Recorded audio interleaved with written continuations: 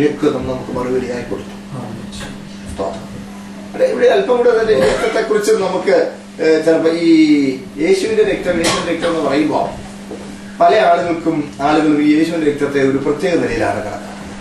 നമുക്കൊരു ഈ ഇന്ത്യൻ കൾച്ചറിൽ ചില എന്തെങ്കിലും പുണ്യാഹം തളിക്കാൻ നമുക്ക് വേണം. നമുക്ക് എന്തെങ്കിലും ഒന്ന് വേണം. ഒരു ഭസ്മക്കുരി തൊടുവോ അല്ലേ, അല്ലെങ്കിൽ ഇച്ചിരി ഒരു പനിനീര് കുടയുകയോ ഇച്ചിരി വെള്ളം തളിക്കുകയോ പുണ്യാഹം എന്തെങ്കിലും ഒന്ന് വേണം. നമ്മൾ ഈ രക്ഷിക്കപ്പെട്ടു എന്നൊക്കെ പറയുന്നെങ്കിലും നമ്മുടെ ഉള്ളിൽ അത് ചില കിടപ്പുണ്ട്. നമുക്കും വല്ലതും ഒന്ന് വേണം, ഒന്ന് തളിക്കാനോ പരുവത്തിന് കിട്ടിയിട്ടുണ്ട്. എന്തോ ആളുകൾ സർവത്ര രക്തം തളിയാ. ആരാണ്ട് എഴുതി വിട്ടെന്ന് പറയുന്നത് കേട്ടോ, രാവിലെ വണ്ടി സ്റ്റാർട്ട് ചെയ്തതിനെ ചുറ്റും നടന്ന് യേശുവിന്റെ രക്തം തളിച്ചോ ചെയ്തേക്കല്ലേ കേട്ടോ. കേട്ടോ നമ്മുടെ പാട്ട വണ്ടിയെ കളിക്കാനുള്ളതാണോ നിങ്ങൾ വിചാരിക്കല്ലോ ഇത് പാട്ടയൊന്നുമല്ല, ഇവിടെ നല്ല മേസിഡീസ് ഒക്കെയാണ്. എന്നാലും പാട്ടയാ സത്യമല്ല. ആരും എഴുതിയെന്ന് പറയുന്നത് കേട്ടോ, വീട്ടിലെ പട്ടിയുടെ പൂച്ചയുടെ മേലിൽ യേശു രക്തം തളിക്കണം. എന്നെ ആ വാസ എടുത്തോണ്ട് ഒരാൾ കാണിച്ചു. ഞാനിവിടുത്തെ കുറെ വർഷങ്ങൾക്ക് എറണാകുളത്തോട് ഒരു യോഗത്തിന് പ്രസംഗിച്ചല്ലോ ഈ വിഷയം പറഞ്ഞു. എന്തു യേശു രക്തം അങ്ങനെ ചെയ്തത്? വേദപുസ്തകം പറയുന്നത് കേട്ടി പറയാം, യേശുവിന്റെ രക്തത്താൽ തളിക്കപ്പെടുക എന്നാണ്. നമ്മൾ തളിക്കാനല്ല. അത് എവിടെ തളിക്കുന്ന അറിയാമോ? ഹൃദയങ്ങളിൽ തളിക്കപ്പെട്ടവർ എന്നാണ് തിരുവെഴുത്ത്. ഇതിന്റെ അർത്ഥം ഞാൻ വിശദീകരിക്കാം. ഇബ്രാലേഖനം 10-ാം അധ്യായം നമ്മൾ വായിക്കുന്നുണ്ട്. ഇബ്രാലേഖനം 10-ാം അധ്യായം ഹൃദയങ്ങളിൽ തളിക്കപ്പെട്ടവർ 22-ാം വാക്യം വായിച്ചു. ഹൃദയങ്ങളിൽ തളിക്കപ്പെട്ടവരും ഹൃദയങ്ങളിൽ തളിക്കപ്പെട്ടവർ നമ്മൾ തളിക്കല്ല. We open our hearts to be sprinkled by the Lord. It's God who is dealing with the blood of the Lord. അല്ല, നമ്മുടെ ഈ രക്തം യേശുവിന്റെ രക്തം ജയം എന്ന് നമുക്ക് പറയാം. രക്തത്താൽ ഞാൻ ജയം എടുക്കുമെന്ന് പറയാം. കാരണം നമ്മുടെ മറുപടിയായി. അതാണ് കുഞ്ഞാട് രക്തം മുഖാന്തരം ഞങ്ങളുടെ സാക്ഷ്യം വചനത്താൽ സാത്താനെ ജയിച്ചു. അപ്പോ രക്തത്താൽ നമുക്ക് വിജയമെടുക്കുന്നു എന്നുള്ള ഏറ്റുമറിച്ചിൽ നമുക്കുണ്ടാകാം. 1 പത്രോസ് 2-ാം അധ്യായം 1 പത്രോസ് 1-ാം അധ്യായം 2-ാം വാക്യം വായിച്ചു.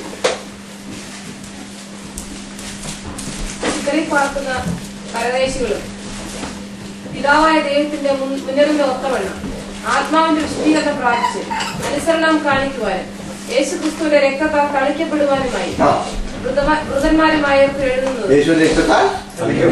തളിക്കപ്പെടുകയാണ്. ഹൃദയങ്ങളിൽ തളിക്കപ്പെടുകയാണ്. ഹൃദയങ്ങളിൽ തളിക്കപ്പെടുക എന്ന് പറയുമ്പോൾ എന്റെ ഹൃദയത്തിൽ രക്തമുണ്ട്. അയ്യോ, എന്റെ കയ്യിൽ ചോരയുണ്ടെന്ന് പറഞ്ഞ എന്താ അതിനർത്ഥം? I am guilty of it. I am responsible for that sprinkled blood. അല്ലേ? അതല്ലേ എന്റെ അർത്ഥം? അതെ, കയ്യിലൊന്നും തളിച്ചു പോവുകയല്ല, എന്റെ ഹൃദയത്തിൽ അത് മായാത്ത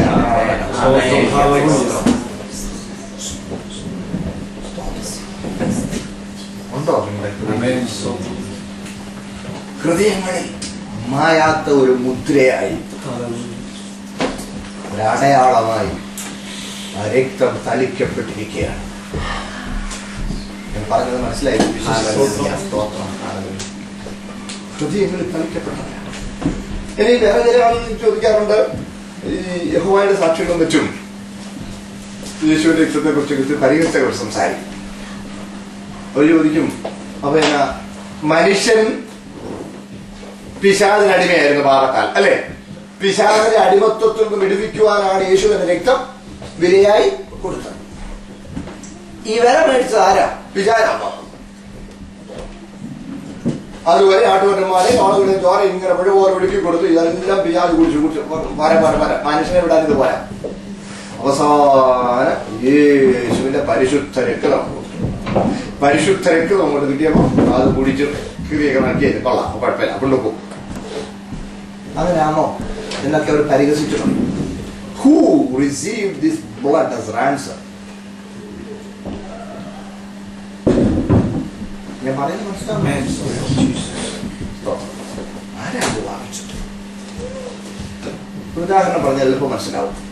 സപ്പോസ് ഞാൻ ലൈസൻസ് ഇല്ലാതെ വണ്ടി ഓടിച്ച് ഒരു വലിയ അപകടം ഉണ്ടാക്കി, 2-3 പോസ്റ്റൊക്കെ ഇടിച്ച് തകർത്ത് ഭയങ്കര നാശനഷ്ടം ഉണ്ടാക്കി. പോലീസ് എന്നെ അറസ്റ്റ് ചെയ്തു, എന്റെ പേരിൽ കേസ് ചാർജ് ചെയ്തു, എന്നെ അറസ്റ്റാക്കി. വിധി വന്നു 5 ലക്ഷം രൂപ ഫൈൻ, അല്ലെങ്കിൽ 10 വർഷം കഠിനമാണ്. സപ്പോസ്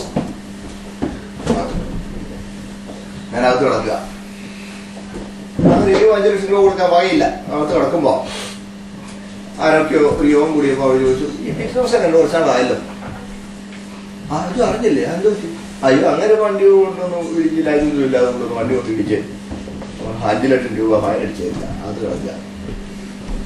അങ്ങനെ ആളുകൾ നമുക്കൊരു കാര്യം ചെയ്യാം, ഒരു പിരിവ് എടുത്ത് എങ്ങനെ മൂപ്പരെ കറക്കാം. ഉടനെ ഒരാഴ്ച ഞാൻ പിരിവ് എടുക്കാനൊന്നും പോകണ്ട, ഒരു NRI ചാനാതിരിക്കട്ടെ, ഞാൻ ആദ്യം കൊടുത്തേക്കാം, കൊടുത്തേക്കാം. എനിക്കോ വലിയ പ്രസംഗം, എനിക്കിപ്പോൾ ഇത്രയും പ്രായമൊക്കെ ആയൊന്നും നോക്കില്ല, അങ്ങനെ നോക്കി പ്രസംഗിക്കാൻ. ശരി. പിറ്റേന്ന് 2 പേരെയും കൂട്ടി അച്ചായൻ തുറുങ്കിൽ വന്ന് എന്നെ കാണാൻ വന്നു. പറഞ്ഞു എങ്ങനെ ഇങ്ങനെ കിടക്കുമ്പോൾ എങ്ങനെ എന്ത് ചെയ്യാനാ, 5 ലക്ഷം രൂപ കൊടുക്കാൻ വകയില്ലല്ലോ, അതുകൊണ്ട് കിടക്കാൻ. എന്നാലും വഴിയുണ്ട്. അയ്യോ എന്താ വഴി? അതെ, ഈ അച്ഛനത് കൊടുക്കാന്ന് പറഞ്ഞു. അപ്പൊ ഞാൻ നോക്കിയപ്പോ സങ്കല്പിച്ചേ, ഞാൻ നോക്കിയപ്പോ ഈ അച്ഛൻ ഇച്ചിരി അത്ര അത്ര യോഗ്യമല്ലാത്ത ചില വഴി കൂടെ കാശുണ്ടാക്കിയാലാ. ഈ അച്ഛനെ കാശ് കൊടുത്തേച്ച് സ്വന്തണ്ടാകുന്നതിനേക്കാൾ അകത്ത് കിടക്കുന്നതാണെന്ന് എനിക്ക് തോന്നിയിട്ടില്ല. എനിക്ക് വേണ്ടത് ഈ അച്ഛനെ കാശ് കൊണ്ട് പുറത്തിറങ്ങുന്നതിനേക്കാൾ ഞാൻ അകത്ത് കിടന്നോളാമെന്ന് പറഞ്ഞ് ഞാൻ അകത്ത് കിടക്കുകയുള്ളൂ, അല്ലേ ഉള്ളൂ. നോക്കണേ, അല്ല തിരിച്ച്, അയ്യോ അച്ഛാ ഇത്രയും ഔദാര്യം തോന്നി, അത് സാരമല്ലോ, അതെ കൊടുത്തേക്കാം, ഇത് നന്നല്ലേ ഉള്ളൂ. ഉടനെ അവര് പോയി ചലാൻ ഫോം വാങ്ങിച്ചു, എല്ലാം ഫില്ലപ്പ് ചെയ്തു, ട്രഷറി കൊണ്ട് നമ്പർ ഇടിച്ചു, അല്ലെ ആ പർട്ടിക്കുലർ ഹെഡിൽ നമ്പർ ഇട്ടു, കൊണ്ടുവന്ന് എന്റെ അടുത്ത് കൊണ്ടുവന്നു. എന്നോട് പറഞ്ഞു സൈൻ ചെയ്യാൻ പറഞ്ഞു. എന്റെ പേരിൽ അടയ്ക്കേണ്ടത്. ഞാൻ ആ ഡ്യൂപ്ലിക്കേറ്റ് എല്ലാം 3 സൈൻ ചെയ്തു പണം കൊണ്ടുവന്ന് ബാങ്കിൽ അടച്ചു. രസീത് കൊണ്ടുവന്ന് വക്കീൽ മുഖേന കോടതിയിൽ ഹാജരാക്കി. അപ്പോൾ ഇത്ര നമ്പർ കേസിൽ ഇന്ന ദിവസത്തെ ഇത്ര നമ്പർ വിധി പ്രകാരം ഇന്നയാൾ ആ ഡിമാൻഡ് ഫുൾഫിൽ ചെയ്തിരിക്കുന്നു, എന്നെ വിടാൻ റിലീസ് ഓർഡറായി. അതുപോലെ ഞാൻ ജയിലിൽ കിടക്കുക, ജയിലിൽ എന്നെ അവിടെ ചവിട്ടിയെ കുഴിക്കുകയൊക്കെ ചെയ്യുന്നുണ്ട്, അവന്റെ വീട്ടിലെ വിഴുപ്പെല്ലാം എന്നെ കൊണ്ട് അലക്കിക്കുന്നുണ്ട്. സർക്കാർ എനിക്ക് ദിവസം 200 രൂപയുടെ ചാപ്പാട് തരാൻ വകുപ്പ് വെച്ചിരിക്കുക. ഇരിയാൻ എനിക്ക് 2 ഗോതമ്പുണ്ടേ തന്നെ എന്നെ അവിടെ ഇട്ടേക്കുക. ഞാൻ അവന്റെ അടിമ ആയി കിടക്കുക. അങ്ങനെ ഇരിക്കുമ്പോൾ റിലീസ് ഓർഡറായി. റിലീസ് ഓർഡറായപ്പോ പിന്നെ വെച്ചേക്കാനൊക്കെയല്ല, എന്നെ അങ്ങ് മേടിച്ച് ഡീലറാണ്. ഞാൻ അവിടെ അല്ലേ അടിമയായിരുന്നു. ആരാണ് മേടിച്ചത്? പിന്നെ ആരാ മേടിച്ചത്? ജഡ്ജിയാണോ? പിന്നെ ആരാ മേടിച്ചത്? വക്കീലാണോ? What do you think? Who do you think did take the money? We can say when the money was paid, the law under which, the legal system under which I was condemned got satisfied and I was released.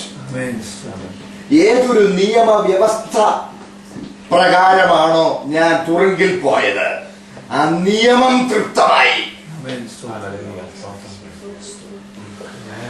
ശരിയല്ലേ? ആ നിയമം തൃപ്തമായി. Judge എടുത്തില്ല, ജഡ്ജിക്ക് നമ്മളതേ ഉള്ളൂ. ഇതുപോലെ ദൈവനീതിയുടെ അടിസ്ഥാനത്തിലാണ് പാപം ചെയ്ത ഞാൻ, പാപിയായ ഞാൻ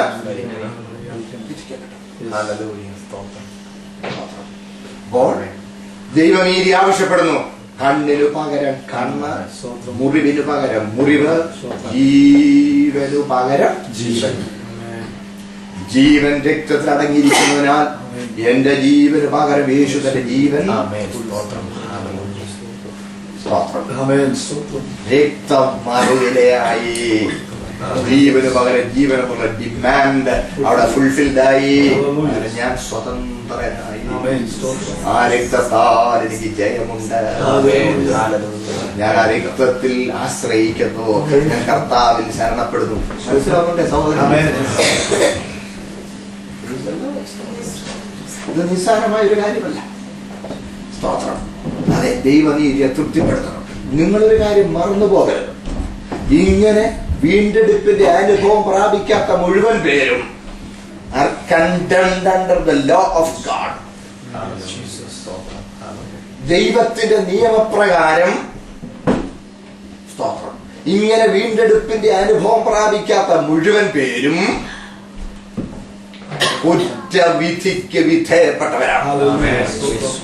ശിക്ഷയ്ക്ക് വിധേയപ്പെട്ടവർ. നിങ്ങൾ നോക്കുമെങ്കിൽ ഒരു സമൻസ് ഉണ്ടെന്ന് പറഞ്ഞാൽ പരവേശമല്ലേ? കോടതിയിൽ നിന്നൊരു അല്ലയോ കൊള്ളാം. ഇവിടെ ഒരു സമൻസ് അല്ല, ഇവിടെ ഒരു വിധിയാണ്. അതെവിടുന്ന? മുനിസിപ്പൽ കോടതി ഒന്നുമല്ല. എന്റെയും നിങ്ങളുടെയും ജീവനും ശ്വാസവും കൈവശമുള്ള ഈ ഭൂമിയുടെയും സകലത്തിന്റെയും ഉടയവനും സൃഷ്ടാവും പരിപാലകനുമായ സർവശക്തനായ ദൈവത്തിന്റെ നീതി കോടതിയിൽ നിന്നും പാപിയുടെ മേൽ മരണവിധി പാസ്സായിരിക്കുകയാണ്. അവിടെ നിന്നൊരു മോചനം അനുഭവിക്കുന്നുണ്ടെന്ന് ഉറപ്പ് വരുന്നത് വരെ സ്വൈര്യമായി ഉറങ്ങാൻ ഒരുവൻ എങ്ങനെ കഴിയും?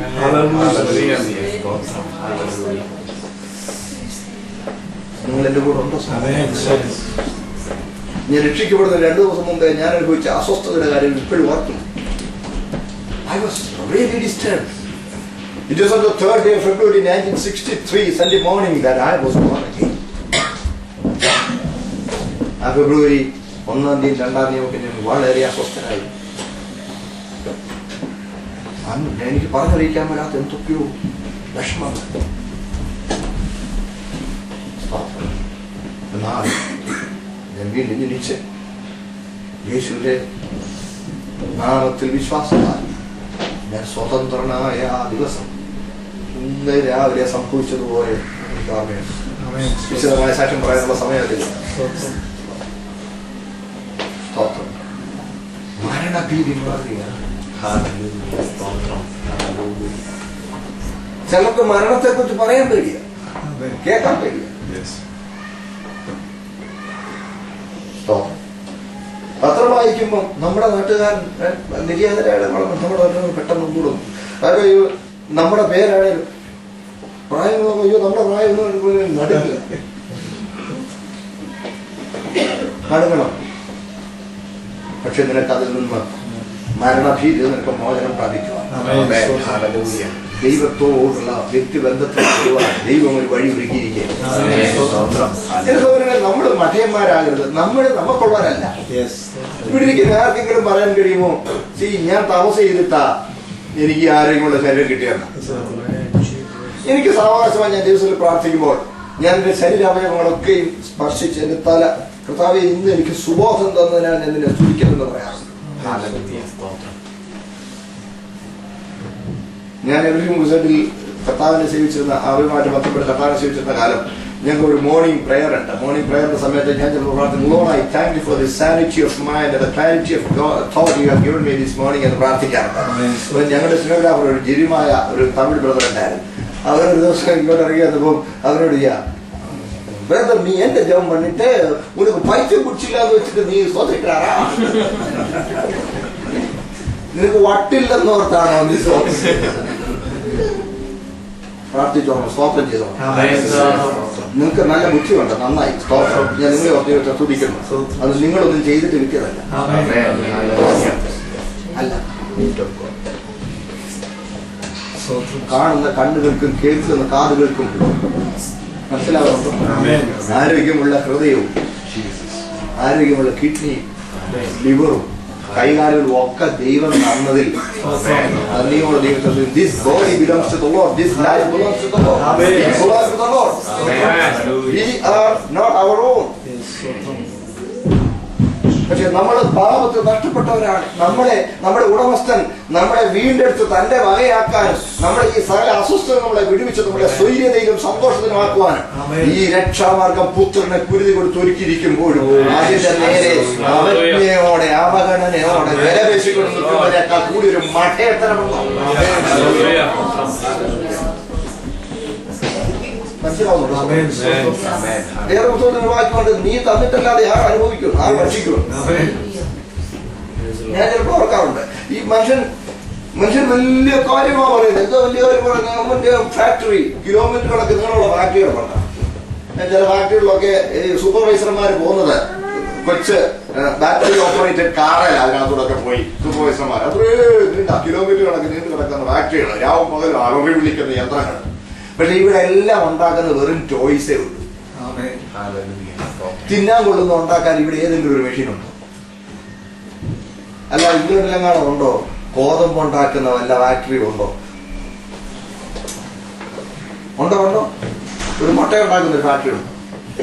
ഒരു വാഴപ്പഴം ഉണ്ടാക്കുന്ന ഈ ടൊമാറ്റോ സിമ്പിൾ ഫ്രൂട്ട് അല്ലേ ഉണ്ടോ? നിങ്ങൾ കണ്ടിട്ടുണ്ടോ? ഒരു വാഴപ്പഴം ഉണ്ടാക്കുന്ന ഒരു ഫാക്ടറി ഉണ്ടോ? ഓടേതമ്പരാൻ തന്നേലും തിന്നാൻ കൊള്ളൂ. നമ്മളിത്ര നിസ്സഹായരാണ്, നമ്മളെത്ര നിസ്സാരരാണ്. നമ്മുടെ ഗമ കണ്ട നമ്മളെ വലിയ വെല്ലുവിളികളാണ്. ഞാൻ നിങ്ങളുടെ എന്നല്ല പറഞ്ഞ നമ്മുടെ നമുക്കൊരു ഹ്യൂമിലിറ്റി ഒക്കെ ഓടേതമ്പരാൻ വരുമ്പോഴെങ്കിലും നമുക്കൊരു തല കുറിക്കാനുള്ള ഒരു മനസ്സില്ലെങ്കിൽ നമ്മൾ ഞാൻ നിങ്ങളെ വഴക്ക് പറയുമൊന്നുമല്ല, ഞാൻ സത്യം പറയും. നമുക്കൊരു വിനിയും ഒരു താഴ്മയൊക്കെ നമ്മൾ ആരുമല്ലേ. ഒരു ദേവസ്വത്തിന് വാക്യമുണ്ടല്ലോ, മനുഷ്യനൊരു ശ്വാസത്തെക്കാൾ ലഘുവാകും. വായിച്ചിട്ടില്ലേ? മനുഷ്യനൊരു ശ്വാസത്തെക്കാൾ, ഒരു ശ്വാസം പോലും ഇല്ലെന്ന്, ഒരു ശ്വാസത്തിന് കപ്പില്ല. ഒരു ശ്വാസം എന്ന് പറയുന്നത് one inhalation and one exhalation അല്ലെ? ഇത് രണ്ടും കൂടെ ചേരുമ്പോഴില്ലേ സാറേ ഒരു ശ്വാസം എന്ന് പറയുന്നത്.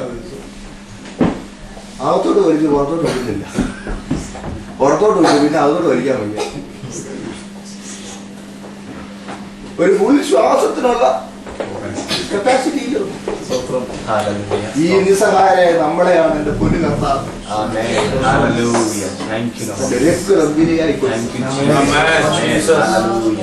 നമ്മളെ വീണ്ടെടുത്തിട്ടുണ്ടെങ്കിൽ ഈ വീണ്ടെടുപ്പ് മുഴങ്കാല വീണ് എനിക്ക് തോന്നുന്ന നെടുമ്പാട് വീണ് അംഗീകരിക്കണം. എന്റെ അപ്പാ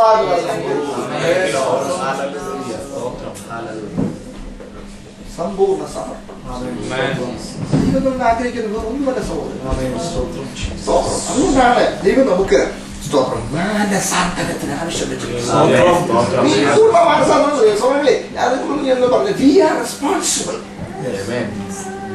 റെസ്പോൺസിബിൾ. ദൈവം ഒരു കൂട്ടം അടിമകളെയല്ല ആഗ്രഹിക്കുന്നത്, ദൈവത്തിന് വേണ്ട ഒരു കൂട്ടം മക്കളെയാ. ഞാൻ പറഞ്ഞത് സ്നേഹബന്ധമാണ് ദൈവം ആഗ്രഹിക്കുന്നത്. ഈ സ്നേഹിപ്പിക്കാൻ കൽപ്പന കൊടുത്ത ചുക്കിയല്ലെന്ന് ഞാൻ പറഞ്ഞു ഓർക്കരുത്. സ്നേഹിക്കാൻ കഴിയേണ്ടതിനാണ് ഇച്ഛാശക്തി തന്നേക്കുന്നത്. ഈ ഇന്ത്യയിൽ നമുക്കൊരു പറച്ചില, ഇന്ത്യ തന്നെ ലോകത്തെല്ലാം ഉണ്ടെങ്കിലും ഇന്ത്യയിൽ ഇച്ചിരി കൂടുതലാന്ന് തോന്നുന്നു. ഓ വിധിയാണ്, തലേവരയാ പറയാറില്ലേ? തലേവരയാ വിധിയാ ഇത് പറയാറുണ്ട് എന്ന് പറഞ്ഞാൽ പല ആളുകളുടെ വിചാരം ഒരാൾ ജനിക്കുമ്പോഴേ ഇതെല്ലാം ഉടകപ്പുരം തലയെ വരച്ചു വെച്ചിരിക്കുകയാണ് അല്ലേ? അങ്ങനെയല്ലേ?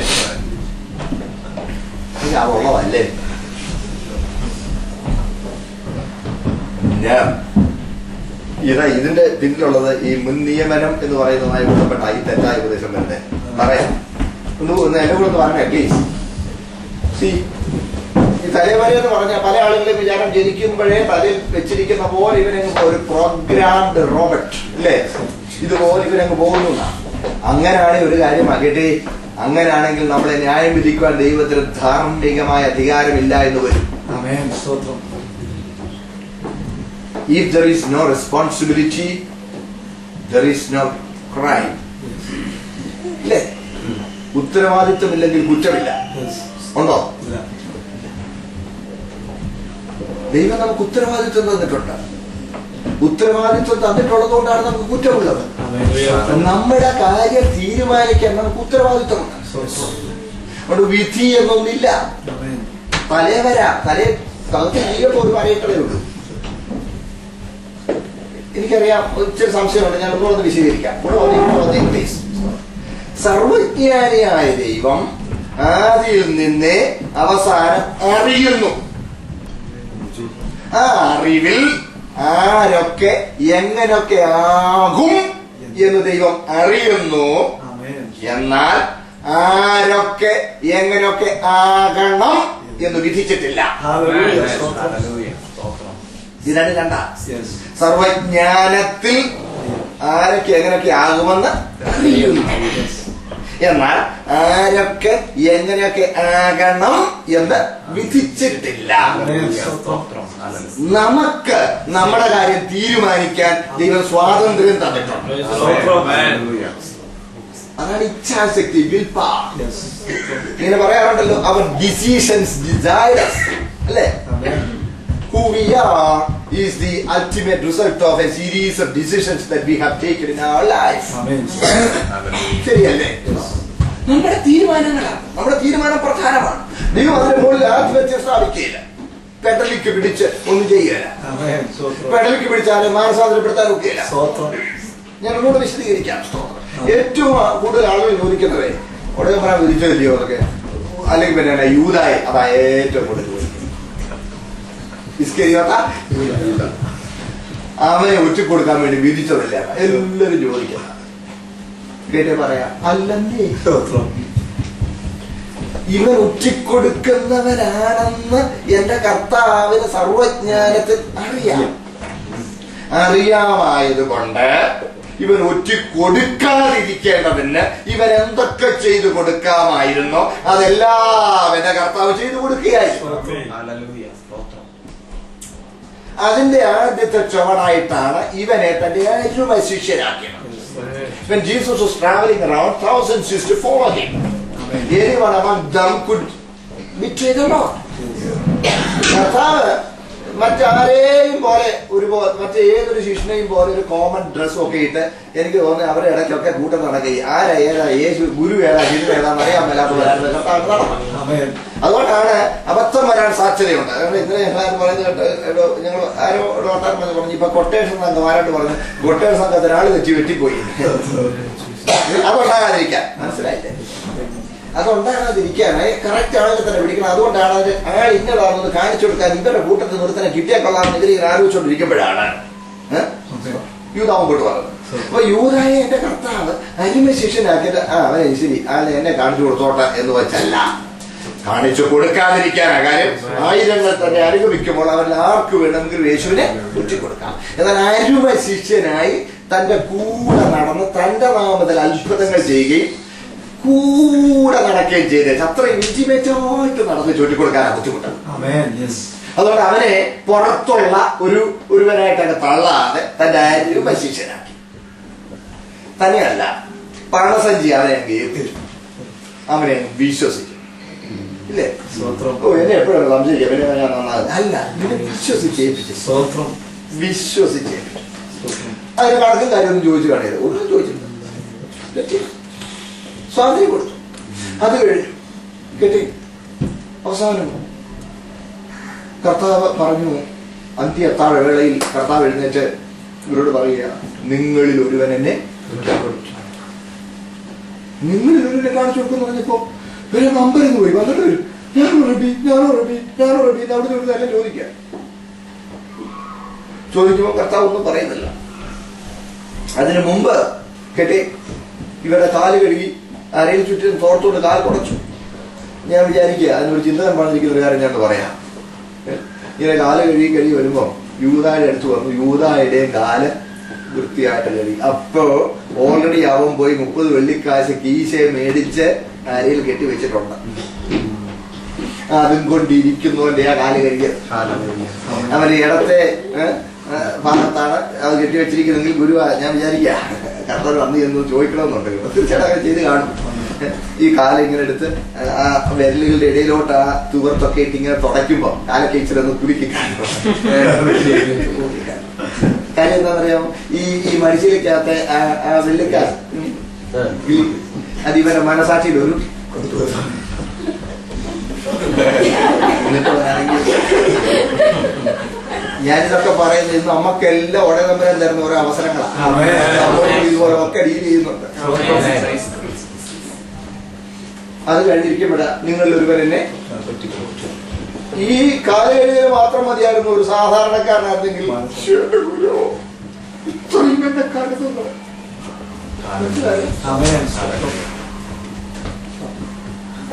അതുകൊണ്ട് ചെയ്തില്ല. അതുകൊണ്ട് ഗുരു പറഞ്ഞു നിങ്ങൾ എന്നെ കാണിച്ചു കൊടുക്കും. ഞാനോ ചോദിക്കാം. ഭർത്താവ് പറയാം. അത് കഴിഞ്ഞപ്പോ കേട്ടേ, പത്രോസ് ദൂരെ ഇരിക്കുക, ഇങ്ങനെ അവിടെ ഇരിക്കുന്ന ദൂരെ ഇരിക്കുക. അടുത്ത യോഹന്നാൻ യേശുവിനെ മകളോട് ചാരിയിരിക്കുമ്പോ പത്രോസ് യോഹന്നാനെ ആംഗ്യം കാണിച്ചു. ബൈബിളിലൊക്കെ ഞാൻ അതുപോലെ പറയാം. ഉടനെ യോഹന്നാൻ തിരിഞ്ഞ് ചോദിച്ചു, റബി അതാകാം ചോദിച്ചപ്പോ ഗുരു പരസ്യമായി ഞാൻ അപ്പക്കണ്ണം ചാറി മുക്കി കൊടുക്കുന്നവൻ എന്ന് പറഞ്ഞൊരു കഷ്ണം അപ്പം എടുത്ത് പെസഹായുടെ ഭക്ഷണം കഴിക്കാനായിട്ട് കൈപ്പച്ചീരെല്ലാം കൂടെ ചേർത്ത് ഒരു ഗ്രേവി ഉണ്ടാക്കും. ആ ഗ്രേവിക്കകത്തോട്ട് മുക്കി കയ്യെത്തുന്ന അകലത്തിൽ യൂദായിരിപ്പുണ്ട്. അവനങ്ങോട്ട് കൊടുത്തേന്ന് പറയേണ്ട ആവശ്യമില്ല. തന്റെ കൈയെത്തുന്ന അകലത്തിൽ ആയിരിപ്പുണ്ട് യൂദായുടെ നേരെ അങ്ങോട്ട് കൊടുത്തു. തന്നെ ശ്രദ്ധിക്കണമെന്ന് കണ്ടപ്പോ അവിടെ ഇവിടുന്ന് എല്ലാ ആളും ചോദിച്ചു ഞാനോ റബി ചോദിച്ചോണ്ടിരുന്ന. അപ്പൊ ഇവനെ ശ്രദ്ധിക്കണമെന്ന് കണ്ടപ്പം ഇവൻ കടമ തീർക്കാൻ എന്നോണം ചോദിച്ചു ഞാനോ റബി എന്ന് ചോദിച്ചു. ആ നീ തന്നെ എന്ന് പറഞ്ഞു കൈനീട്ടി അത് വാങ്ങിച്ചു. ഇതിൽ കൂടെ തെളിവ് വേണം. കൈനീട്ടി ഞാൻ വിചാരിക്കുന്ന ഒരു സാമാന്യക്കാരനായിരുന്നെങ്കിൽ മേടിക്കാം. ഇതാ 30 മില്ലി കാശ് വാങ്ങിച്ചു ഇങ്ങനെ നിന്നതാണ്. കർത്താവ് നീ ചെയ്യാനുള്ളത് വേഗത്തിൽ ചെയ്യാൻ പറഞ്ഞു. ഇറങ്ങി പോടാന്നല്ല പറഞ്ഞേ, നീ ചെയ്യാനുള്ളത് എന്ത് വേണേലും അവൻ ആ കാൽക്കൽ വീഴാം, അല്ലെങ്കിൽ അവൻ ഇറങ്ങിപ്പോകാം.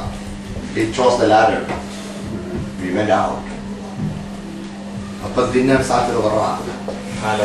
വെള്ളമെടുത്ത് കുത്തുന്ന പോലെ ആ ഗോവണിപ്പടി ചവിട്ടി അവൻ താഴെ ഇറങ്ങി.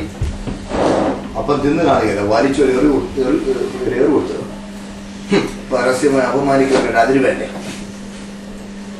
നേരെ ഇല്ല, ഇനി വൈകുന്നില്ല, ഇന്ന് തന്നെ ഒറ്റക്കൊടുത്തേച്ചു. ഇന്ന് തന്നെ നേരെ മഹാപുരോഹിതന്റെ അടുത്തേക്ക് പോയി. ഇന്ന് ആളുവിടാക്കി കാണിച്ചു തരുന്നു. ഇതിനിടയിൽ ഗുരു പെസഹ വിരുന്ന് കഴിഞ്ഞു, കർത്തൃമേശയിൽ സ്ഥാപിച്ചു. യൂദാ പോയി കഴിഞ്ഞാൽ കർത്തൃമേശ സ്ഥാപനം എല്ലാം കൂടെ അടുക്കി പഠിക്കുമ്പോൾ മനസ്സിലാവും. കർത്തൃമേശയെ സ്ഥാപിച്ചു, സ്തോത്രഗീതം പാടി. പാട്ട് പാടി എന്നുള്ള ഏക സന്ദർഭമാണ്. സ്തോത്രഗീതം പാടി നേരെ ഒരു മലയ്ക്ക് പോയി. കിദ്രോനോട് കടന്ന് ഒരു മലയ്ക്ക് ഒരു മലയ്ക്ക് പോകുമ്പോൾ സാധാരണ ഇങ്ങനെ ഈ ഗത്സമന തോട്ടത്തിൽ നിന്ന് പ്രാർത്ഥിക്കാറുണ്ടെന്നുള്ള യൂദായ്ക്ക് അറിയാം. അവിടെ ചെന്ന് 3 മണിക്കൂറിന്റെ പ്രാർത്ഥനയും കഴിഞ്ഞു. 3 പ്രാർത്ഥന മനസ്സിലായി. പാതിരാ കഴിഞ്ഞു സമയം. പാതിരാ കഴിഞ്ഞ സമയം മഹാപുരോഹിതന്മാരുടെ ചേവകരെയും പടയാളികളെ കൂട്ടി യൂദാ മുൻകടന്നു വരും. യൂദാ മുൻകടന്ന് വരുമ്പോൾ ഇവരിങ്ങനെ ദീപട്ടി ബന്ധങ്ങളൊക്കെ ഉയർത്തിപ്പിടിച്ചോണ്ട് ഇങ്ങനെ വരുമ്പോ ഓരോ മരച്ചില്ലുകളുടെയും പിന്നിൽ ഇങ്ങനെ ഓരോ കുറ്റിക്കാരനെ പറഞ്ഞിങ്ങനെ നോക്കി വരിക. നോക്കി വരുമ്പോൾ യേശുവിന്റെ അടുത്തോട്ട് വരുമ്പോ യേശു അങ്ങോട്ട് കൂടെ വന്ന് ഈക്കന്മാരെ കിടന്ന് ഉറങ്ങുക. അവരെഴുന്നേറ്റു. കർത്താവ് നിങ്ങൾ ആരെ തിരയുന്നു? തിരയുക, അത് കണ്ടാലേ അറിയാം, എന്തോ തട്ടി നടക്കുക. നിങ്ങൾ ആരെ തിരയുന്നു എന്ന് ചോദിച്ചപ്പോൾ അവർ പറഞ്ഞു നസ്രായനായ യേശുവിനെ. അത് ഞാൻ തന്നെ.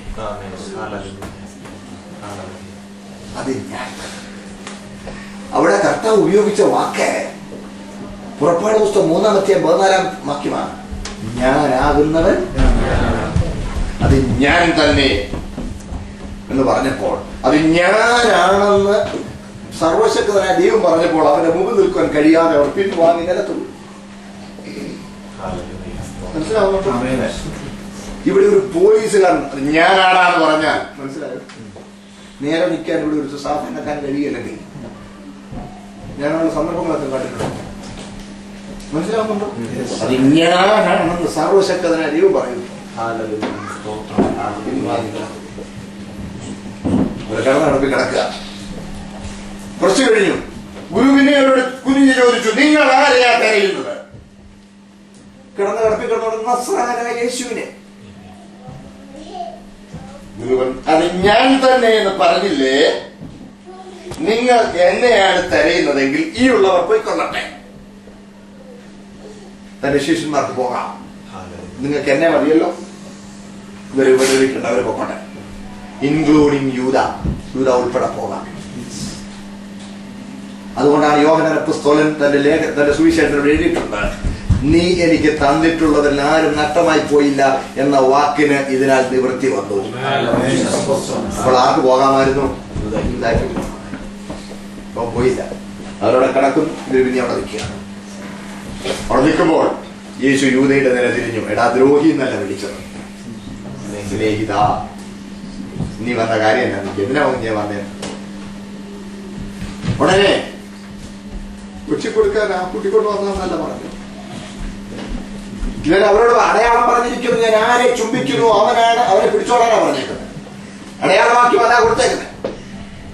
ഉടനെ സ്നേഹിത, നീ വന്ന കാര്യം എന്തെന്ന് ചോദിച്ചപ്പോൾ യൂദ ഒരു ചുവട് യേശുവിന്റെ അടുത്തോട്ട് നീങ്ങി, റബി, വന്നവന്ന് കൈ വിരിച്ചു കൊണ്ടാൻ പറ്റിയെന്നു അവനെ ആശ്ലേഷിക്കാൻ.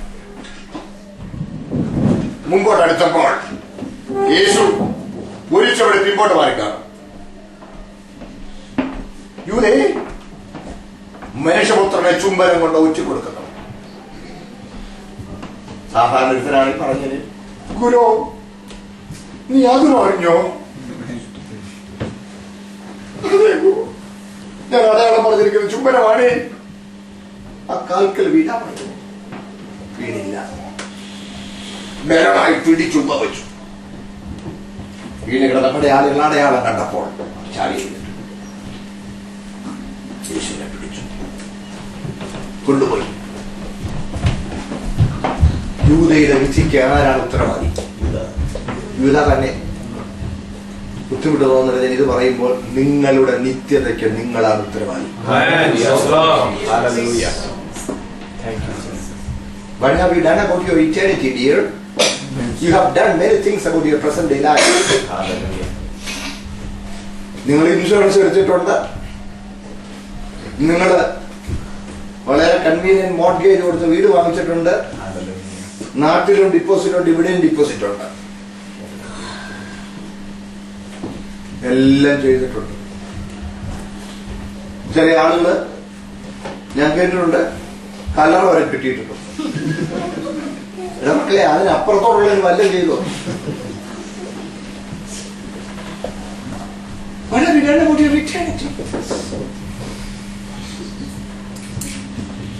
നിങ്ങൾ എന്റെ കൂടെ ഉണ്ടോ? ശരീരം, ഡോക്ടറേറ്റ്, പിന്നെ സമ്പത്തുകള്, എസ്റ്റേറ്റ് മാനേജര്, കോടതി കേസുകളെല്ലാം വക്കീലിന്, ആത്മാവിന്റെ കാര്യം അച്ഛനെ ഏൽപ്പിച്ചിരിക്കുന്നു എന്ന് പറഞ്ഞ് നടക്കുകയാണ്.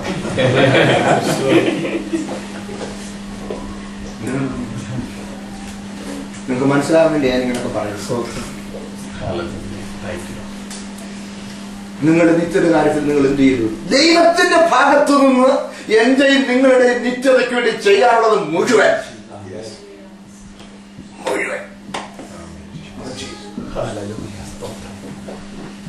നമ്മുടെ ഭാഗത്തുനിന്ന് നമ്മൾ ചെയ്തു. We are responsible. Because we are responsible, we cannot escape. We cannot escape. ഉത്തരവാദിത്വം ഉള്ളതുകൊണ്ടാണ് ന്യായവിധി ഒഴിവാക്കാൻ കഴിയാത്തത്. നിങ്ങൾ എല്ലാവരും എന്റെ കൂടെ ഉണ്ട്. ആ ചിന്തപ്പെട്ട രക്തത്തിലും തകർക്കപ്പെട്ട ശരീരത്തിലും നമുക്കുണ്ട് പങ്കുണ്ട്.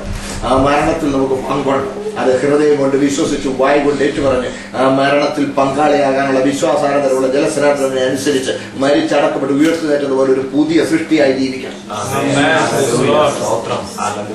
If a person is in Christ, he is a new creation. ആ ന്യൂ ക്രിയേഷൻ ആണ് റീബോൺ. അവനാണ് റീബോൺ. മനസ്സിലായി? മാനസാന്തരം എന്ന് പറഞ്ഞാൽ എനിക്ക് മനസ്സിലായ അതാണ് മാനസാന്തരം. അല്ലാതെ കളുകൂടി നിർത്തുന്നതിൽ ഒതുങ്ങുന്ന കാര്യമല്ല. സ്വയത്തിൽ നിന്ന് ദൈവത്തിങ്കിലേക്ക് തിരിയുക. മുമ്പോട്ട് പോയിക്കൊള്ളട്ടെ.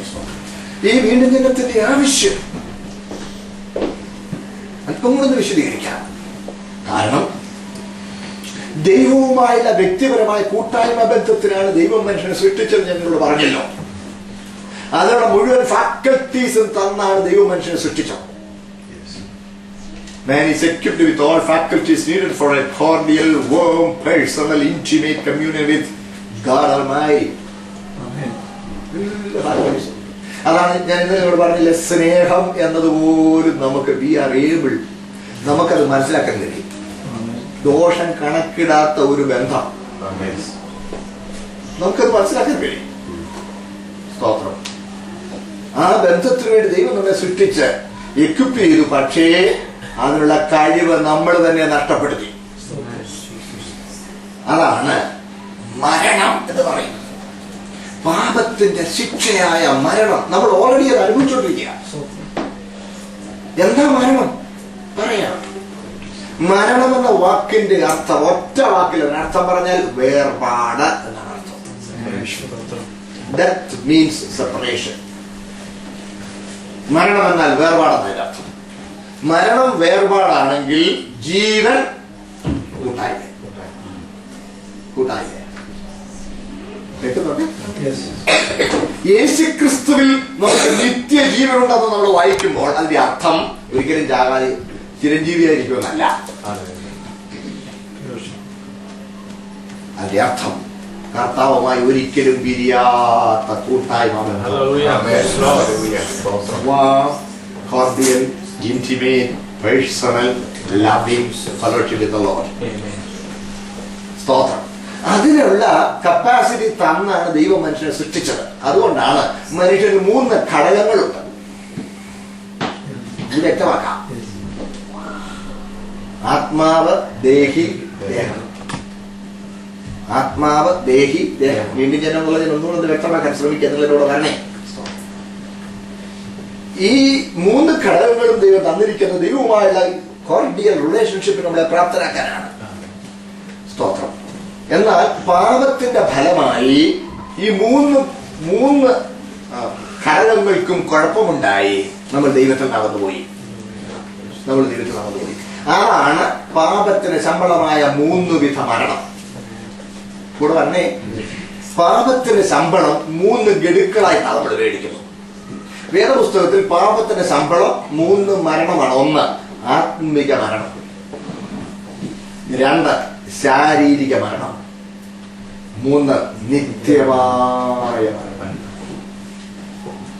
3 മരണമാണ്. 3 മരണം. ഒരു ശത്രുവിന് പിന്നെയും ചാകും. അതുകൊണ്ടാണ് മത്തായിയുടെ സുവിശേഷം 8-ാം അധ്യായം 22-ാമത്തെ വാക്യത്തിൽ എന്റെ കർത്താവ് പറയുന്നുണ്ടല്ലോ. എടുത്തിരുന്നു വായിച്ചേ. മത്തായി 8:22. യേശു അവനോട്, നീ എന്റെ പിന്നാലെ വരിക, മരിച്ചവർ തങ്ങളുടെ മരിച്ചവരെ സംസ്കരിക്കട്ടെ എന്ന് പറഞ്ഞു. കണ്ടോ കർത്താവ് പറയുന്നത്?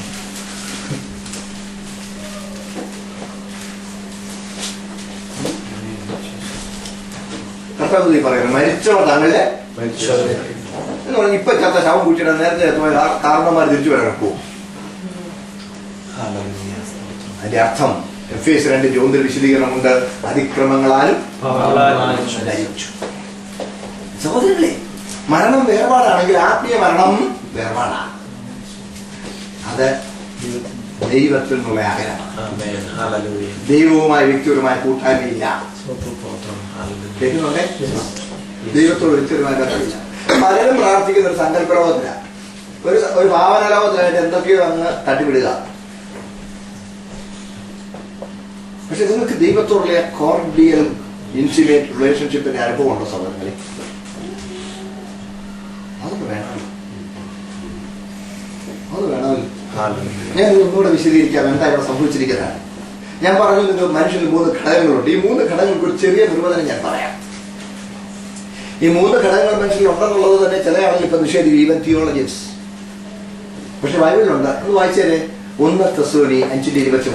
1 Thessalonians 5:23. 1 Thessalonians 5:23. സമാധാനത്തിന്റെ ദൈവം തന്നെ നിങ്ങളെ മുഴുവനും ശുദ്ധീകരിക്കട്ടെ. നിങ്ങളുടെ ആത്മാവും പ്രാണനും ദേഹവും അശേഷം നമ്മുടെ കർത്താവായ യേശു ക്രിസ്തുവിന്റെ പ്രത്യക്ഷതയിൽ അനന്യമായി വെളിപ്പെടുവാൻ തക്കവണ്ണം കാക്കപ്പെടുമാറാകട്ടെ. കണ്ടോ, മുഴുവനും എന്ന് പറഞ്ഞേച്ച് 3 കാര്യം എടുത്തു പറയാം. ആത്മാവും പ്രാണനും ദേഹവും. ആത്മാവും ദേഹിയും ദേഹവും ബൈബിൾ ആ ഓർഡറിലാണ്. നമ്മള് മനസ്സിലാവുന്നത് കൊണ്ട് from the known to the unknown എന്നുള്ളത് കൊണ്ട് നമ്മള് ദേഹം ദേഹി ആത്മാവെന്ന് പറയുന്നതേ ഉള്ളൂ. ഒരു ചെറിയൊരു നിർവചനം പറയാം. What is the body? മണ്ണിൽ നിന്ന് എടുത്തതും മണ്ണിനാൽ പോഷിപ്പിക്കപ്പെടുന്നതും ഈ മണ്ണിനെ കുറിച്ച് നമ്മളെ ബോധപ്പെടുത്തുന്നതും തിരിച്ചു മണ്ണിലേക്ക് മണ്ണോട് മണ്ണായി ചേരുന്നതുമാണ് ശരീരം. ദൈവം മനുഷ്യനെ ആദമിനെ മണ്ണുകൊണ്ട് മണ്ണായത്. നമ്മൾ എത്ര ബുദ്ധി എനിക്ക് വലിയ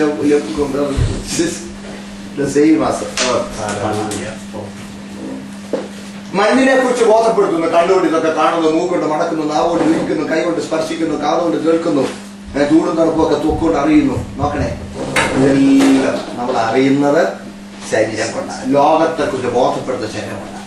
ആട്ടെ, ഇതിന്റെ പോഷണമോ മണ്ണ്. എന്നെ കഴിച്ചാലും മണ്ണ. ശരിയല്ലേ? ഇച്ചിരി മുമ്പേ നിങ്ങൾ പറഞ്ഞു മണ്ണിൽ നിന്നുള്ളതേ കഴിക്കാറുണ്ട്. വളരെ നമ്പരാന്റെ നാട്ടിലുള്ളതേ തിന്നാറുണ്ട്. മണ്ണിനാൽ പോഷിപ്പിക്കപ്പെടും. അതുകൊണ്ട് അവൻ just eating crumb. Such words. I eat the choice meat. എന്ന് പറഞ്ഞാൽ ഇവര് പറഞ്ഞ 2 ഒന്നാ.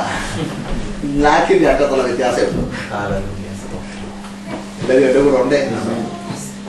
ഞാൻ ചിലപ്പോ എന്റെ വീട്ടിന്റെ ഭാര്യയോട് പറയാറുണ്ട്, എന്നെ ഉണ്ടാക്കിയാലും Nectar is the same. The difference is only on the tip of the tongue. Once it passes the tip of the tongue, everything is almost equal. So it's better not to spend too much of time just for a moment's taste on the tip of the tongue.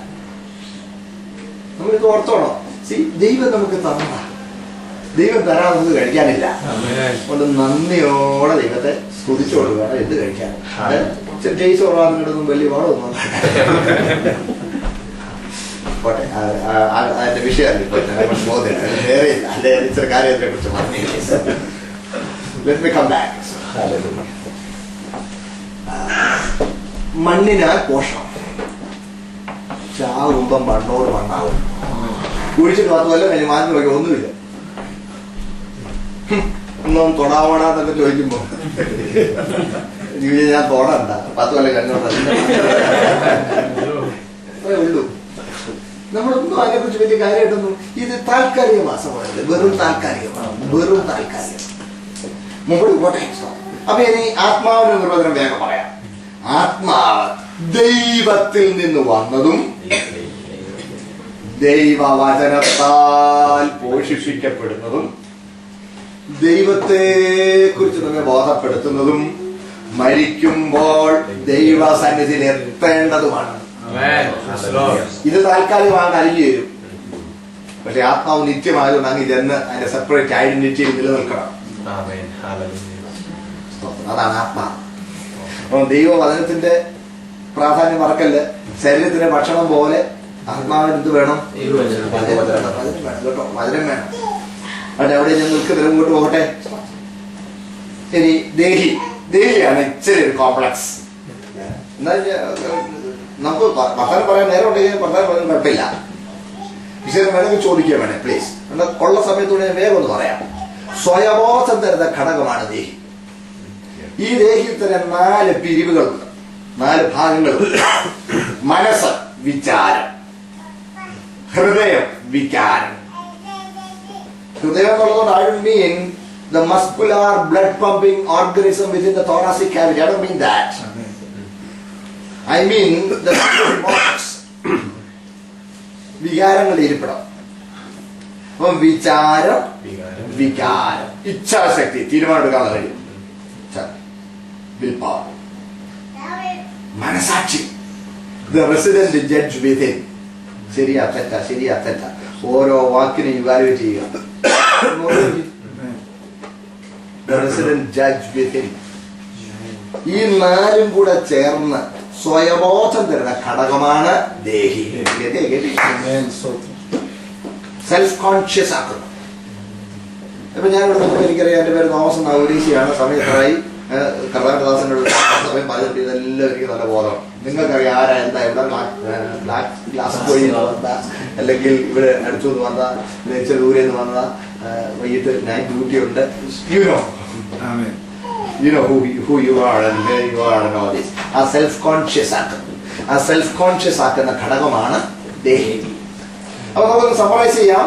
The body makes us world conscious, the spirit makes us God conscious, and the soul makes us self conscious. When man sinned, all these three components became corrupt. ഈ മൂന്ന് ഘടകങ്ങൾക്കും തകരാറുണ്ടായി. പാപം ചെയ്തപ്പോൾ ഒരു degeneration ഉണ്ടായി. എന്താ പറ്റിയത്? ശരീരം ബലഹീനമായി. The body became weak. നിങ്ങൾ വിചാരിക്കരുത് നമ്മൾ ഇങ്ങനെ ഇരിക്കാൻ അവിടെ നമ്മളെ കിട്ടിച്ചത്. തേജസ് അണിഞ്ഞു വരാം. There was no need of another clothing. വേറെ വസ്ത്രമൊന്നും വേണ്ട. നമ്മൾ തേജസ് വസ്ത്രമായി ധരിച്ചു വരാം. 104 സങ്കീർത്തനം 2 വാക്യത്തിൽ വായിക്കുന്നുണ്ട്, ദൈവമേ നീ വസ്ത്രം ധരിക്കുന്നത് പോലെ പ്രകാശത്തെ എന്ന് പറഞ്ഞാൽ ഒരു ബൾബ് കത്തി നിൽക്കുമ്പോൾ അതിനകത്തോട്ട് ചുഴിഞ്ഞു നോക്കിയാലും അതിനകത്തെ ഫിലമെന്റ് കാണുകയില്ല. പ്രകാശം ഒരു മറയാ. നോക്കിയില്ലേ ഫിലമെന്റ് കാണും. ഇതുപോലെ പ്രകാശം മനുഷ്യനെ ചുറ്റിയിരിക്കും. ഒരു വ്യത്യാസമില്ല. എല്ലാവരും പാപം ചെയ്ത് ഒരുപോലെ ദൈവ തേജസ് ഇല്ലാത്തവരായി. ഈ തേജസ് അങ്ങ് പോയപ്പോഴാണ് മനുഷ്യൻ നഗ്നനെന്ന് കണ്ടത്. അതുകൊണ്ടാണ് ഇന്ന് മനുഷ്യൻ വസ്ത്രം ധരിക്കേണ്ട ആവശ്യമുള്ളൂ. യേശുക്രിസ്തു ഇവിടെ വന്നപ്പോൾ യേശുക്രിസ്തു ഇവിടെ വന്നപ്പോൾ പാപജനത്തിന്റെ സാദൃശ്യത്തിൽ വന്നു. വായിച്ചട്ടെ റോമാലേഖനം 8-ാം അധ്യായം. റോമാലേഖനം 8-ാം വാക്യം. ഒന്ന് വേഗം വായിച്ചേ. ജീവന്റെ ആത്മാവിന്റെ പ്രമാണം എനിക്ക് പാപത്തിന്റെയും മരണത്തിന്റെയും പ്രമാണത്തിൽ നിന്ന് ക്രിസ്തുയേശുവിൽ സ്വാതന്ത്ര്യം വരുത്തിയിരിക്കുന്നു. ജഡത്താലുള്ള ബലഹീനത നിമിത്തം ന്യായപ്രമാണത്തിന് കഴിയാതിരുന്നതിനെ സാധിക്കുവാൻ ദൈവം തന്റെ പുത്രനെ പാപജടത്തിന്റെ സാദൃശ്യത്തിലും പാപനിമിത്തവും അയച്ചു. പാപത്തിന്റെ ജഡത്തിൽ ശിക്ഷ വിധിച്ചു. വളരെ നന്ദി. പാപജടത്തിലല്ല വന്നത്, പാപജടത്തിന്റെ സാദൃശ്യം. ഇവിടെ ആരും അവർക്കും തെറ്റിപ്പോകും. പറഞ്ഞോ യേശുക്രിസ്തുവിനെ പാപം ചെയ്യാമായിരുന്നൊക്കെ പറയുന്ന ബിരുദന്മാരൊന്നും ഇടയിലുണ്ട്. ഞാൻ ചൊവ്വേ ക്രിസ്തോളജി ചെന്ന് പഠിക്കണം. പക്ഷെ അതെന്റെ വിഷയമല്ല. അതുപോലെ പാപജടത്തിന്റെ സാദൃശ്യം. അതുകൊണ്ടാണ് വസ്ത്രം ധരിക്കുവാൻ ആവശ്യമുള്ളവനായി ഗുരു ഇവിടെ വന്നത്. എന്നാൽ പാപജടത്തിന് സാദൃശ്യമേ ഉള്ളെന്നും പാപജടത്തിനല്ലെന്നും വെളിപ്പെടുത്താനാണ് ഒരു സന്ദർഭത്തിൽ കർത്താവ് ഒന്ന് തേജസ്സിൽ ഒന്ന് വെളിപ്പെട്ടു. മാറുരൂപമലയിൽ വെച്ച് പ്രാർത്ഥിച്ചുകൊണ്ടിരിക്കുമ്പോൾ അടയാളത്വത്തിൽ നിന്ന് പ്രസരിച്ച പ്രഭാപൂരം അവരെ അങ്ങ് ചുഴന്നു. ലോകത്തുള്ള അലക്കുവാൻ വിളിപ്പിക്കാൻ കഴിയാത്തവരുടെ വസ്ത്രം അങ്ങ് മിന്നാൻ തുടങ്ങി. ആ പ്രഭാപൂരത്തിൽ അവന്റെ വസ്ത്രം പോലും അങ്ങ് അലിഞ്ഞതുപോലെയായി. The clothing was now more visible. ആ പ്രഭാപൂരത്തിൽ അവിടുന്ന് ചുറ്റപ്പെട്ടു. പ്രിയമുള്ളവര്, ഇതിന്റെ വ്യത്യാസം പണ്ട് മോശ പർവ്വതത്തിൽ ആരംഭിച്ച് ഇറങ്ങി വന്നപ്പോ 40 ദിവസം കർത്താവിലൂടെ ആരംഭിച്ച് ഇറങ്ങി വന്നപ്പോ മുഖത്തിന്റെ ത്വക്കൊന്ന് മിനുങ്ങി. അവിടെ പ്രത്യേകമുണ്ട്, മുഖത്തിന്റെ ത്വക്കൊന്ന് മിനുങ്ങി. അപ്പോഴേ ഉടനെ ഒരു മൂടോടെ എടുത്താൽ കിട്ടും. മൂടോടെ എടുത്തിട്ടപ്പം ഈ പ്രകാശത്തിന് ആ മൂടുവടത്തെ തുളച്ചു വരാനുള്ള ശേഷിയില്ല, ഒതുങ്ങിപ്പോയി. എന്നാ ഇവിടെ അങ്ങനല്ല. ഇവിടെ അവിടുത്തെ ആളത്വത്തിൽ നിന്ന് പ്രസരിച്ച പ്രഭാപൂരം ആ വസ്ത്രം പോലും ഒന്ന് മുക്കി, വസ്ത്രം അതിനങ്ങ് അലിഞ്ഞതുപോലെ. അങ്ങനെയായിരുന്നു ആദാമിനെ സൃഷ്ടിക്കുന്നത്. നമ്മളും അങ്ങനെ ആകാൻ പോകും. അവൻ പ്രത്യക്ഷനാകുമ്പോൾ അവനോട്